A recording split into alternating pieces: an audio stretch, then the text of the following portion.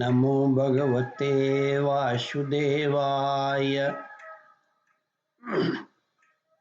श्रद्धालु भक्तों, श्रीमद् भागवत महापुराण के चतुर्थ स्कंद के 24वें अध्याय के अंतर्गत पृथु की वंश परंपरा और प्रचेताओं को भगवान रुद्र का उपदेश का वर्णन है। इसके पूर्व जहाँ तक आप कथा श्रवण कर चुके हैं उसके आगे का प्रस्तुतिकरण करता हूँ। भगवान रुद्र प्रचेताओं को स्तुति करने का तरीका बतलाते हुए कहते हैं। भगवान रुद्र स्तुति करने लगे, प्रभु हमें आपके दर्शनों की अभिलाषा है, अतः आपके भक्तजन जिसका पूजन करते हैं और जो आपके निज जनों को अत्यंत प्रिय है, अपने उस अनूप रूप की आप हमें झांकी कराइए। आपका वह रूप अपने गुण से समस्त इंद्रियों को तृप्त करने वाला है। वह वर्षाकालीन मेघ के समान स्निग्ध, श्याम और संपूर्ण सौंदर्यों का सार सर्वस्व है। सुंदर चार विशाल भुजाएं, महामनोहर मुखारविंद, कमल दल के समान नेत्र, सुंदर भौहें, सुघड़ नासिका, मनमोहनी दंत पंक्ति, अमोल कपोल युक्त मनोहर मुखमंडल और शोभाशाली समान कर्ण युगल आपके हैं और शोभाशाली समान कर्ण युगल हैं। प्रीतिपूर्ण उन्मुक्त हास्य, तिरछी चितवन, काली काली घुंघराली अलकें, कमल कुसुम की केसर के समान फहराता हुआ पीतांबर, झिलमिलाते हुए कुंडल, चमचमाते हुए मुकुट, कंकन, हार, नुपुर और मेखला आदि विचित्र आभूषण तथा शंख, चक्र, गदा, पद्म, वनमाला और कौस्तुभमणि के कारण उसकी अपूर्व शोभा है।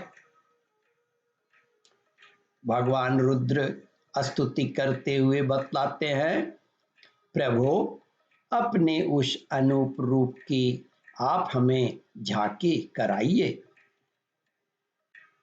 उसके सिंह के समान स्थूल कंधे हैं, जिन पर हार, केयूर एवं कुंडल आदि की कांति झिलमिलाती रहती है तथा कौस्तुभमणि की कांति से सुशोभित मनोहर ग्रीवा है।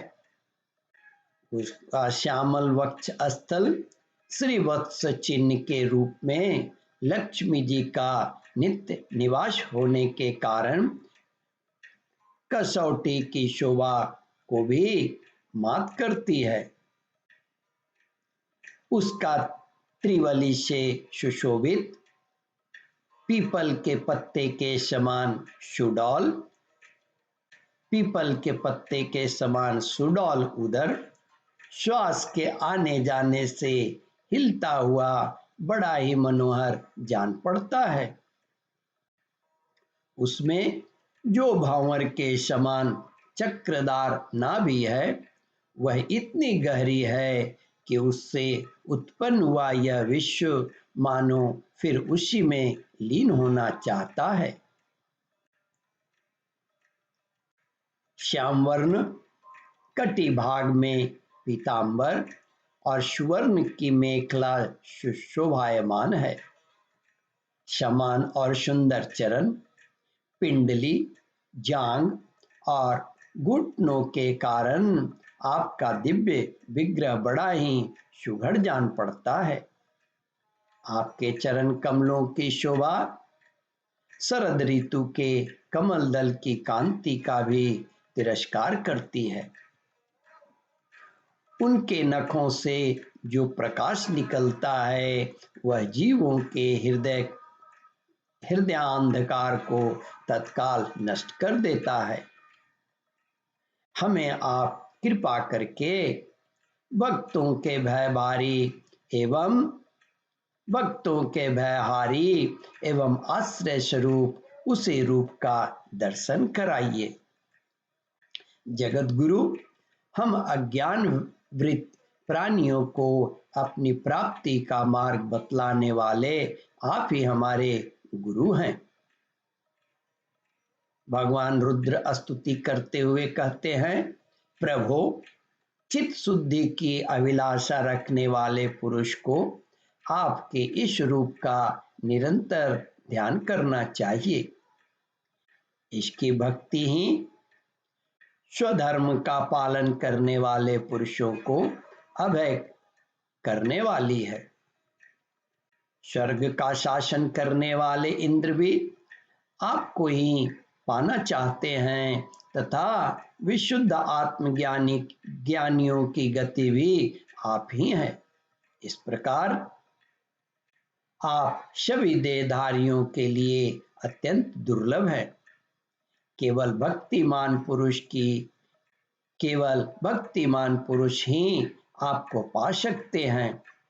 सत्पुरुषों के लिए भी दुर्लभ अनन्य भक्ति से भगवान को प्रसन्न करके, जिनकी प्रसन्नता किसी अन्य साधनों से दुस्साध्य है, ऐसा कौन होगा जो उनके चरण तल के अतिरिक्त और कुछ चाहेगा।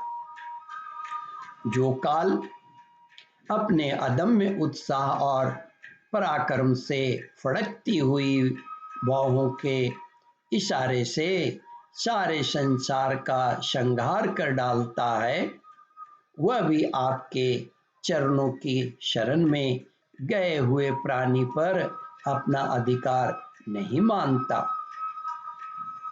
ओम परमात्मने नमः। श्रद्धालु भक्तों, इस कथा को ध्यान पूर्वक श्रवण, मनन और इसका चिंतन करें। इस कथामृत का रसास्वादन अपने बंधु बांधवों को भी करावे। इस वीडियो को शेयर और सब्सक्राइब करें। ओम परमात्मने नमः।